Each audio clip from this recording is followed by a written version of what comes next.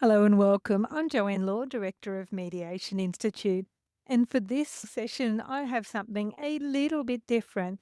I've loaded some recordings from some of our training team talking about the facilitative mediation process into an AI tool that's generated a conversation between a couple of AI avatars.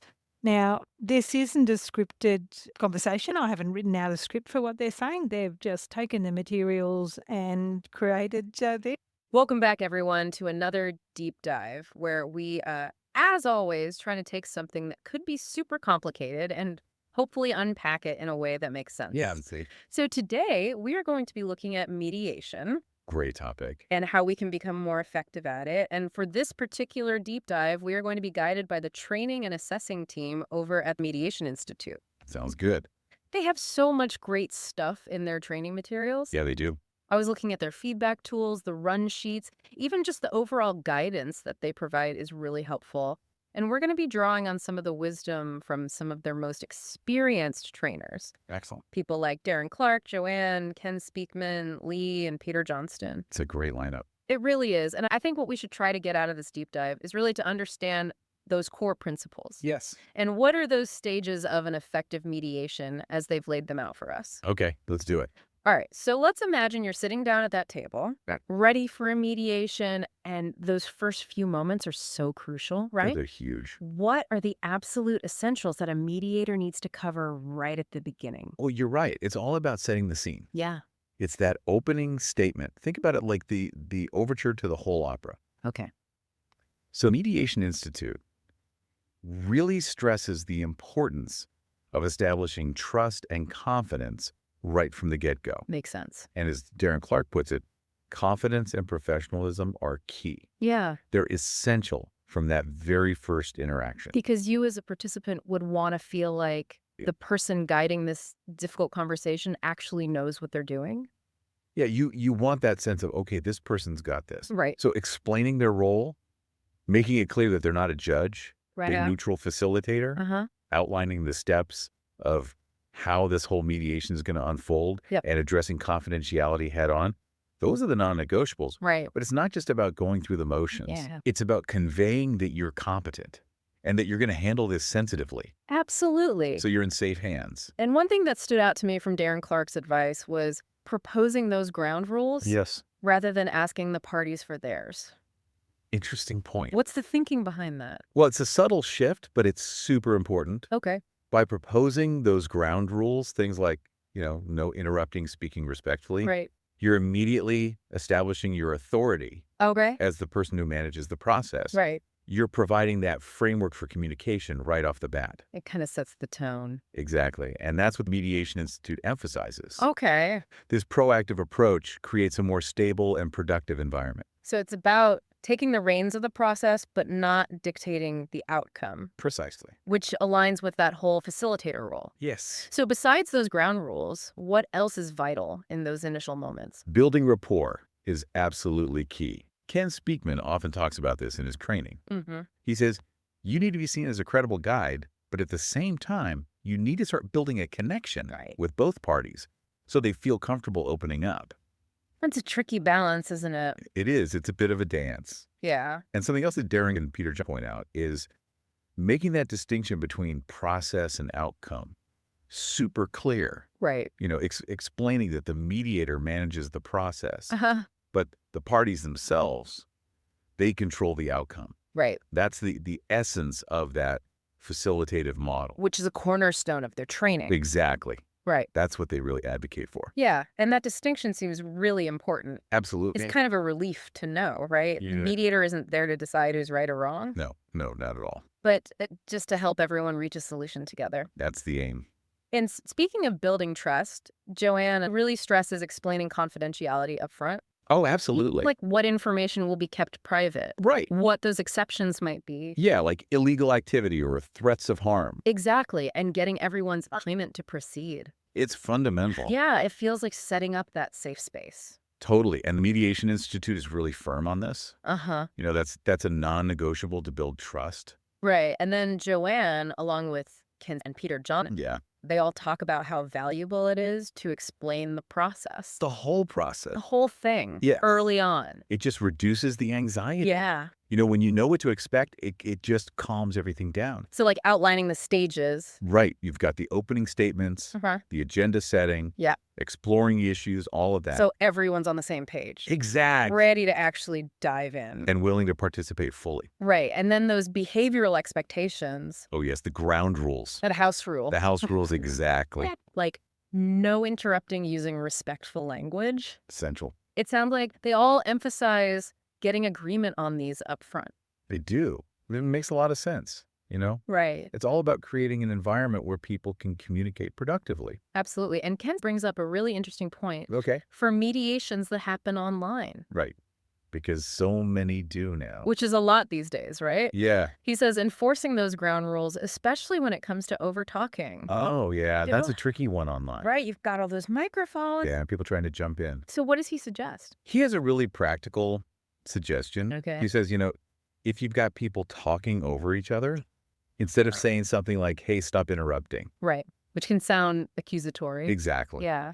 He suggests giving more logical, neutral explanation. Okay. Something like, you know, when both microphones are active at the same time, it becomes difficult for me, and more importantly for the other party, Right. to clearly understand what's being said. So it's factual and it focuses on the impact on communication. Precisely. So it doesn't sound like you're being told off. Exactly. It's just a matter of, you know, hey, let's make this work for everyone. Okay, I like that. So everyone feels heard. Yeah. Okay, so let's say we've gone through those initial steps. All right. Everyone's clear on the ground rules. We're ready to move on. Great. Now we get to the parties' opening statements. Hey, it's a chance for everyone to have their say. Exactly. So what's the main goal here and what's the mediator's role? Well, from your perspective, the goal is to really explain your concerns. You know, your perspective on what's happened, Yeah. what's important to you, and that this is the foundation for mutual understanding. It's like setting the stage. Exactly. Right. And during this stage, the mediator becomes an active listener. Joanne and Ken Speakman, they highlight the use of open-ended questions. Like the hows and whys. Exactly. The hows and whys. Okay. And also relevant questions that really dig deeper and direct questions. To get to the heart of the matter. Yes, to really understand the issues. Right. Clarify the facts and explore the emotions. So the mediator is really creating space Yes. for each person to tell their story Their side of the story. without jumping in to judge or solve things immediately. Not yet. It's not about solutions at this point. And Joanne specifically advises against cross-examination Yeah, that's a no-no. or anything that could inflame the situation. It's all about de-escalating Right. and understanding. Making things worse. Exactly. And of course, in these situations, Uh-huh. you know, emotions are running high. Oh, absolutely. There might be interruptions. That's bound to happen. So Darren Clark, Ken Speakman, and Peter Johnston, Yep. they all talk about the need to manage those interruptions With empathy with empathy. and assertiveness. It's about acknowledging those feelings, Uh-huh. but also bringing it back to those ground rules. Right. It's another one of those Right. balancing acts for the mediator. Yeah, and to make sure they've actually understood your perspective Right. Without taking sides. without taking sides. Yes. Joanne, Ken, and Lee all talk about using reported speech. Ah, yes. A very useful technique. Right. So things like, if I'm hearing you correctly, you're saying that, Okay. or it sounds like this situation has had a real impact on you. And regular summaries Yes, those are key of what's been said so far to make sure everyone's on the same page. without aligning with one side or the other. Exactly. Right. It's all about reflecting back what you've heard to confirm you've got it right. And Ken often says that when you feel genuinely heard and understood, Uh-huh. it creates a much better atmosphere Oh, absolutely. for the rest of the mediation. People are more willing to engage. Right. And Joanne and Ken both talk about the importance of summarizing throughout, No, just at the end. not just a big summary at the end. And those little mini summaries along the way Okay. to check in Right. and confirm everyone's understanding as those key issues come up. So those mini summaries must be so helpful They really are. for feeling like you're being heard. It shows that the mediator is paying attention Yeah. and trying to make sense of what you're saying. Absolutely. And Ken Speakman and Peter Johnston, They talk about how those clarifying questions that the mediator asks, Yes. they're not just for understanding. They Yeah. actually feed into the next step, The agenda. the agenda. Yes. So Lee even talks about capturing keywords Oh, that's a good tip. during your opening statement Yeah. to help formulate those questions. So they're really listening for those key points. It all seems so interconnected. It's a very deliberate process. Yeah, Each stage builds on the last one. right. And Joanne, she also highlights how important it is for the mediator to encourage you to explain the why. The why behind your concern. Yes. Yeah, that's crucial. So like the emotional, the practical, the financial impact. Exactly. It's about getting to those underlying interests. Because that's the key to finding effective solutions. Exactly. Ah. If you don't understand the why, Mm-hmm. you're just scratching the surface. Yeah. Okay, so you've had a chance to lay out your perspective. Right. Hopefully all the key issues are out in the open. They should be. Now comes the task of shaping that into a workable agenda. Right. We need a roadmap. So how does a mediator help guide that transition? Well, Ken Speakman, in his training for the Mediation Institute, Okay. he suggests a clear and explicit transition. Like what?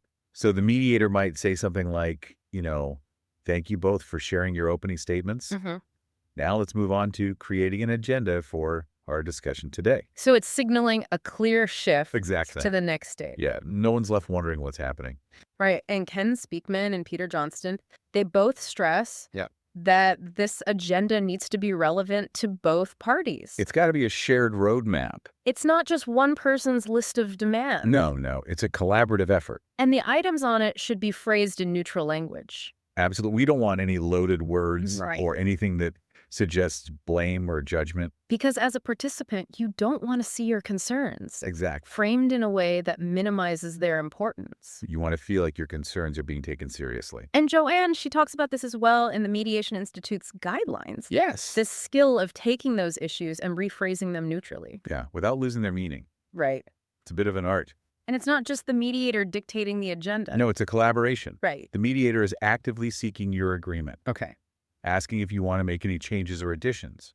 And helping to decide the order. Yes, what gets discussed first, second, third. Right. And They all highlight how important it is yes, for the mediator to facilitate this negotiation between the parties. between the parties, not imposing their own preferences. Right. So the mediator is there to guide, Yes. but ultimately it's driven By the people involved. by the parties. Yes. And Ken Speakman, he emphasizes keeping this process relatively brief. We don't want to get bogged down Yeah. in agenda setting. We've got other things to talk about. Exactly. And he also stresses checking in, Oh, yeah. Making sure everyone feels like their concerns are reflected. that the agenda actually covers everything. All the important points. And then there's this very specific point about not numbering the agenda items. oh, yes. That's an interesting one. Why is that? Mediation Institute teaches that by not numbering, Mm-hmm. you avoid creating this perception that some issues are more important than others. So it's about creating that sense of fairness Exactly. right from the start. Everyone's concerns are equally important. And Peter Johnston talks about the mediator selling the agenda. Oh, that's a good way to put it. Yeah, Framing those items in a way that highlights the shared nature of the concerns. right.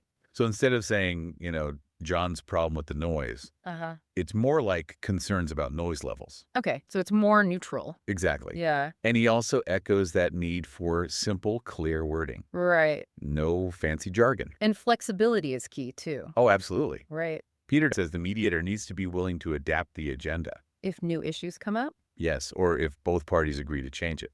So it's not set in stone. No, it's a working document. And when it comes to deciding the order of the items, Uh-huh. the goal is consensus. Both parties need to feel comfortable with the order, Right. and the mediator's job is to help them get there. And to reassure them that all those items will be addressed. Yes. And Darren Clark, he brings up a practical consideration. Okay. He says the agenda should ideally be visually available to everyone, That makes a lot of sense. whether it's on a flip chart Yeah. or in a shared document online. Right, so everyone can see it. And he actually cautions against a poorly drafted agenda. Oh, yeah. He says that can really throw things off. So it really sounds like the agenda is the backbone It is. of a productive mediation. It keeps everyone on track. Okay, so we've got our agenda. We're ready to roll. Now we move on to the exploration stage and option generation. All right, let's dig in. This is where we start really getting into the issues. Yes, exploring those underlying interests. So how does the mediator typically guide this transition?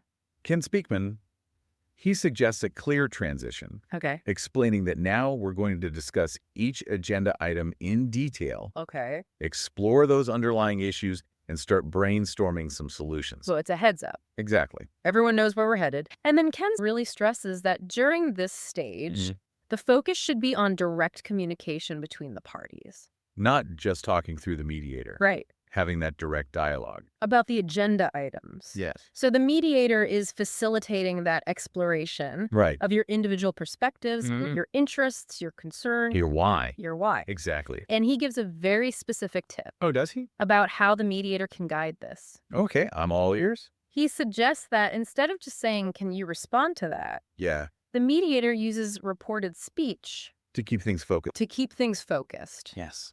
So, for example, instead of just saying, "Andrew, what do you think Right. the mediator might say?"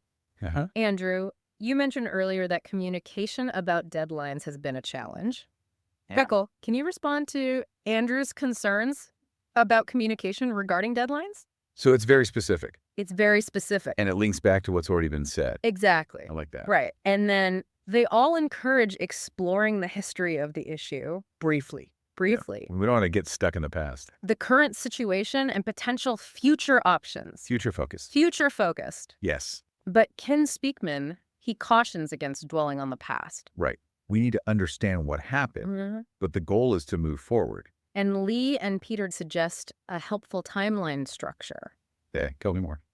So, looking at the past, what happened, Huh. the present, why is it important now, Okay.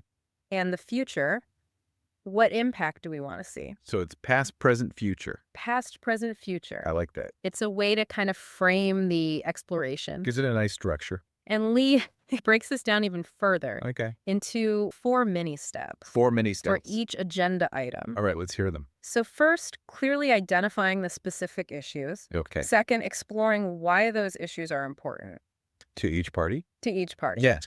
Third, understanding the impact those issues are having. Uh-huh.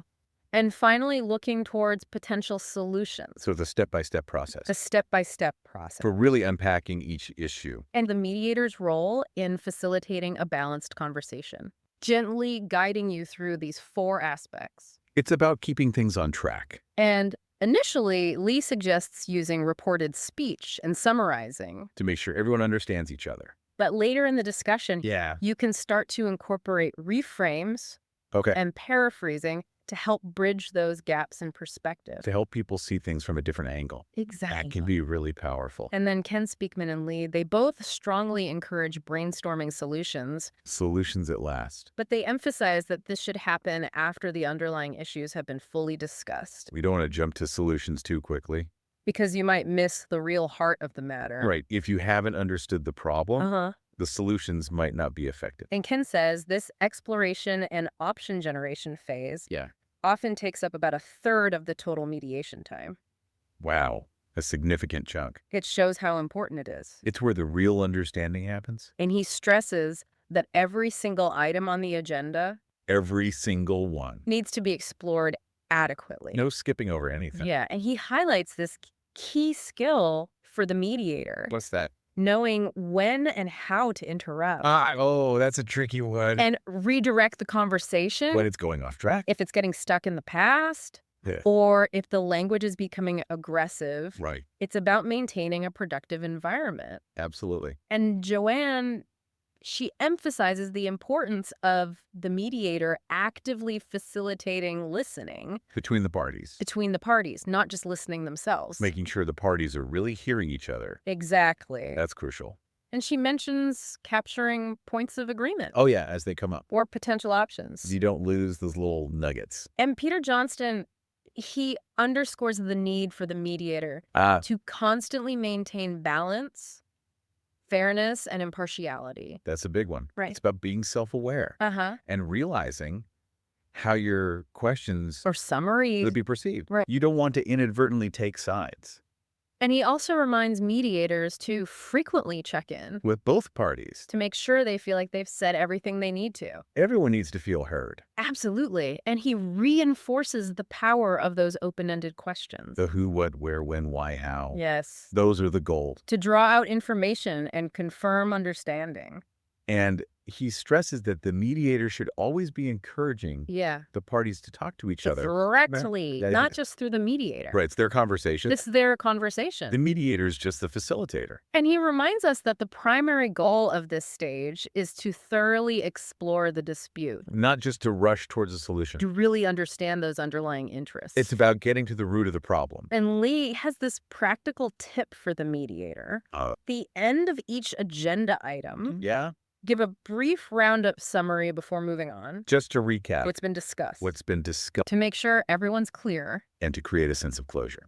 Okay, so we've explored the issues. We're making progress, Some potential ideas might be surfacing. hopefully. Now comes the stage of private sessions Ah, yes, a chance to step back. and reflect individually. Right.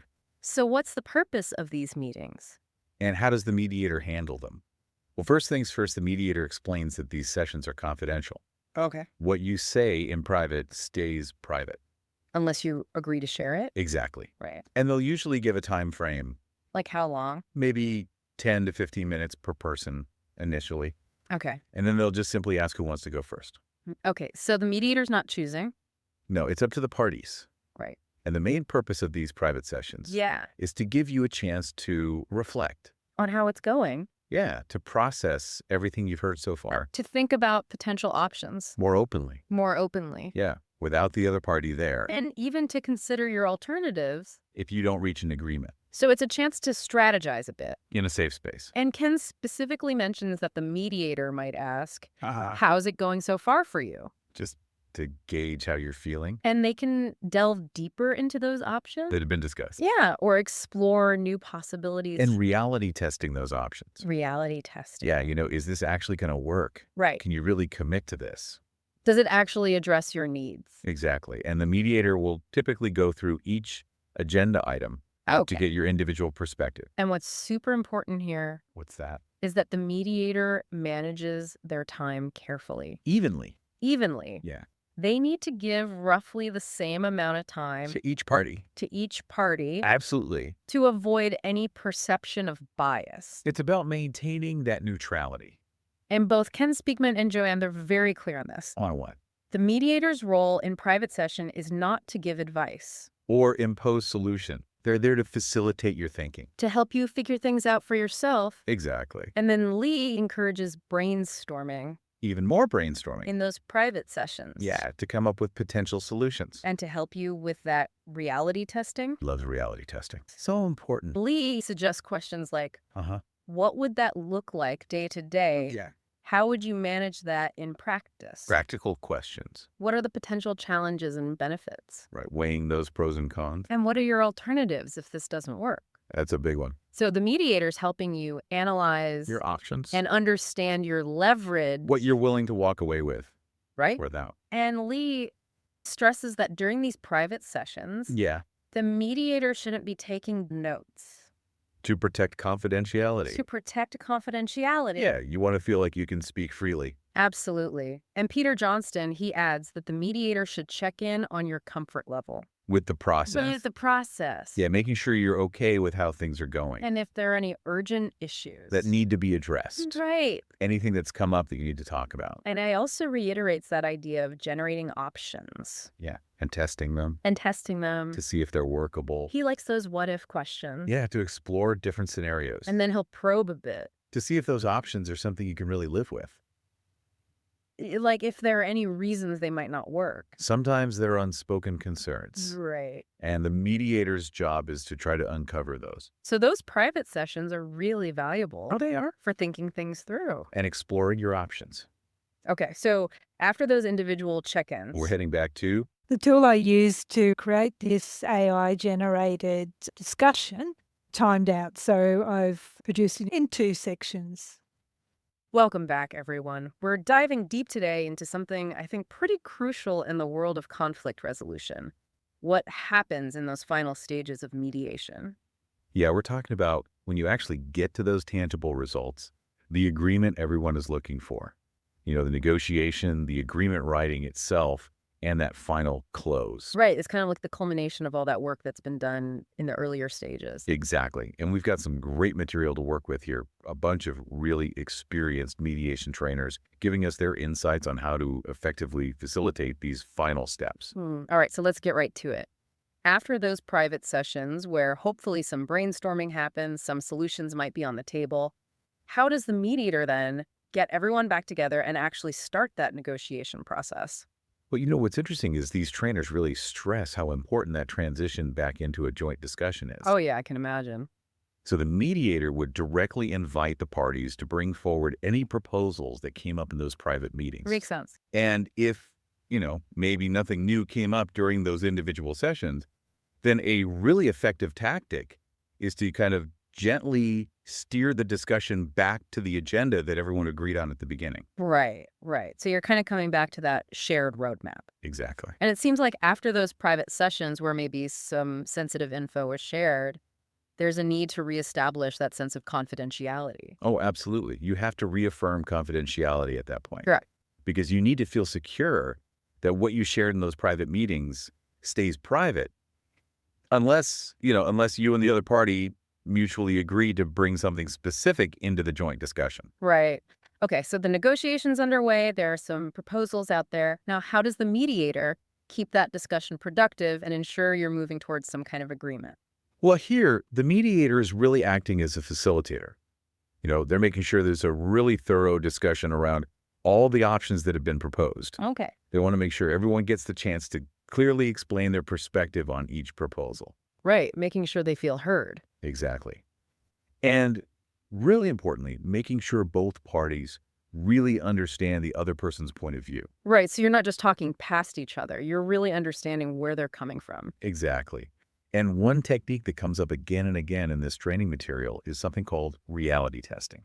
Reality testing, we've kind of touched on similar ideas before. Is that just about making sure something is actually doable in practice? Yeah, it's like a stress test for a potential solution. Yeah, Like, will this actually work in the real world? makes sense. And, some of that reality testing might have happened in the private sessions. Right.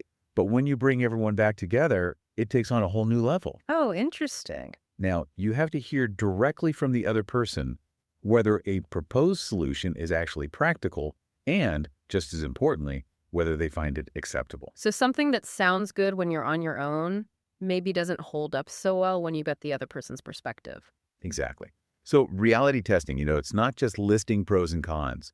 It's really thinking about how this solution is going to play out in the long term. So it's not just, I want this. It's, okay, but how will this actually function? Right, Yeah. exactly. And the mediator will be listening very carefully. They want to be sure that the proposed solutions really address the main issues at hand Okay. for both parties. And they'll be asking questions to see if each person feels like they can actually commit to what's being proposed. Yeah, it's one thing to agree to something in principle. It's another thing to actually, do it in practice. Exactly. And, often the devil's in the details. Oh, yeah, that's where things can get complicated. And that's where a good mediator will use some very specific questions to really encourage both sides to think through all those practical implications. I see. They might ask, how exactly would this work day to day? Mhm.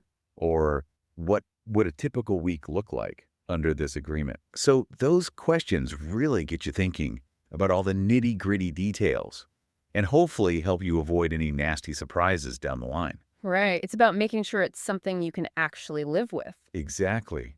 And these trainers, they also talk a lot about using what they call contingency questions. Contingency questions, what are those? Well, it's really about thinking about those what-if scenarios. Oh, I see. To make the agreement as resilient as possible. So, for example, let's say you're trying to mediate a workplace dispute about, meeting times. Okay. The mediator might ask, okay, what happens if somebody can't make a particular meeting because of a scheduling conflict? Oh, interesting. It's really prompting you to think ahead, to discuss and agree on how you'll handle those unforeseen circumstances. Oh, I like that. It's like you're future-proofing the agreement. Exactly. So you're not caught off guard by these predictable surprises. Exactly. Now, it's interesting because the mediator isn't actually supposed to suggest solutions. They're supposed to stay neutral throughout this whole process. Yeah, and that's really key to facilitative mediation. Okay.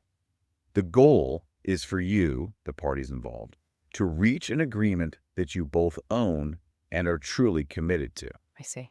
The mediator is there to guide that process, Right. to help you clarify, to refine, and to do that reality testing we talked about. Right. So it really comes from the parties themselves. Exactly. But what happens if things get stuck? Like, what if you just can't seem to agree?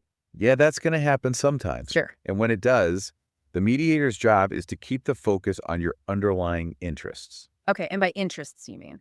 So it's about understanding what each party really needs and what's motivating them, I see. rather than just focusing on their stated demands. Right. So you're going deeper. Exactly.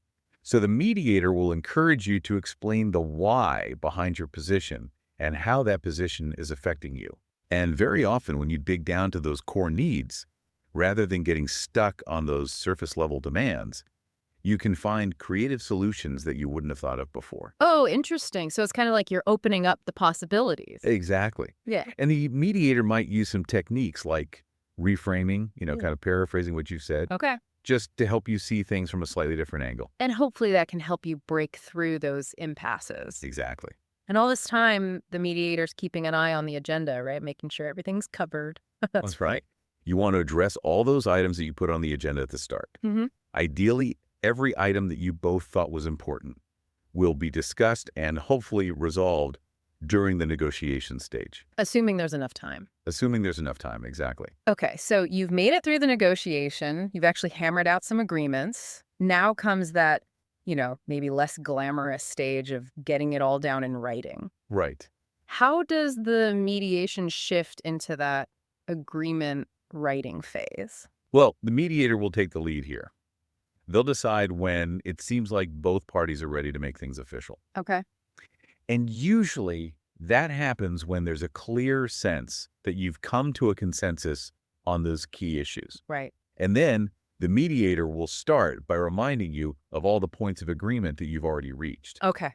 Now, it's really important that the agreement is written in your own words as much as possible. Oh, that makes sense. But the mediator is still going to be very involved in shaping the document. Oh, interesting. So how does that work? So they're making sure that your words are translated into a document that's well-structured and that it's comprehensive. Okay. They really want to minimize any potential for misunderstandings down the line. I see. And these trainers are really clear about this. The mediator has to check in with both parties constantly throughout this writing process. Right, to make sure everyone's on the same page. Exactly. So it's not just like scribbling down notes. There's a real art to crafting these agreements. Oh, absolutely. So how does the mediator make sure the agreement is clear and usable? Well, they use a lot of very targeted questions. They're refining and reality testing the language of the agreement. Okay. And the classic 6 W's come in really handy here. The who, what, when, where, why, how. That's right. I remember those from school. Well, they're just as useful in mediation Okay. by asking questions that get you to think about each of those elements. For each point of agreement, the mediator is helping to make sure things are crystal clear. Okay, so how does that actually work in practice? Could you give me an example? Sure. So let's say you've agreed to have regular meetings to check in on things. Okay. The mediator might ask, okay, who exactly will be at these meetings? What will be the purpose of these meetings? What exactly are you going to talk about? When will these meetings take place? What day and time? How often? Where will they be held? Why are these meetings necessary? What are you hoping to achieve? And how will you make decisions during these meetings? Wow, that's a lot of questions. It is. But by being so specific, you're making sure the agreement is rock solid. Right. It's not just, yeah, we'll meet sometimes. Exactly. And it's the same thing if you're agreeing on responsibilities for a particular task. Okay. Who is responsible? What does that responsibility entail? What actions do they need to take? When is this task supposed to be done? Yeah. And how will you know it's been done successfully? Right. So again, you're avoiding those vague statements that can lead to problems later on. Right, right. And it's important not to make assumptions at this stage, right? Oh, absolutely. Okay. The mediator needs to make sure that you spell everything out. Don't assume that something's implied or that the other person understands what you mean. Okay. Even little details like How are you going to sign the agreement? How are you going to exchange copies? Yeah. You got to be specific. So what about the legal stuff? Right. Well, the mediator will remind you that a signed agreement usually isn't confidential, Okay. and it might be legally binding, I see. or it could be used as evidence in court. Okay. Now, the mediators can't give you legal advice, Right. but they can encourage you to think about those implications and maybe even talk to a lawyer if you need to. Right. So you know what you're getting into. Exactly. And the mediator also needs to make sure that the agreement you've reached is really voluntary, That's right. that you've given your informed consent. Absolutely. They need to be confident that you both reach the agreement freely without any pressure or coercion, Okay. and that you both understand what you're agreeing to. Right. Right. That's really important. It is. It goes back to those ethical principles of mediation. Yeah. You want to make sure it's a fair process. Exactly. And just like with the negotiation, the mediator has to check that all those original agenda items are either addressed in the agreement or that there's a clear plan for dealing with anything that's still outstanding. Right. So you're tying up all the loose ends. Exactly. Okay. So let's say the agreement is written up. Everyone's happy with it. It's signed. How does the mediation officially end? Right. So that brings us to the final stage, the closing. And this happens once the agreement writing is totally finished. Okay.